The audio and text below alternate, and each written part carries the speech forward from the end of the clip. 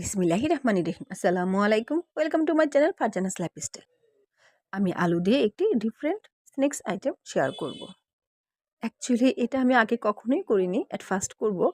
তো ভাবলাম যে আমার ভিউয়ারদের সাথেও একটু শেয়ার করি। So let's start.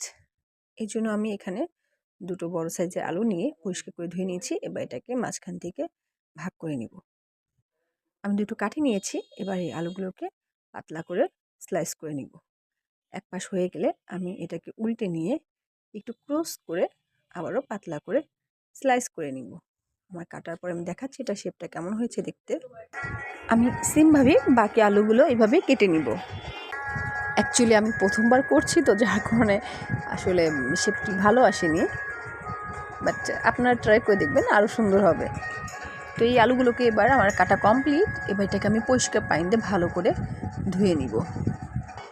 তো এগুলো ধোয়ার সময় একটু সাবধানে ধুতে হবে যাতে ভেঙে না যায়। আমার ধোয়া হয়ে গেছে। এবার এগুলো একটু হালকা লবণ আর কর্নফ্লাওয়ার দিয়ে একটু ম্যারিনেট করে নিব। কর্নফ্লাওয়ারটা একটু সাবধানে লাগাতে হবে যাতে সব জায়গায় লাগে, বাট আলুটা যেন ভেঙে না যায় আর কি।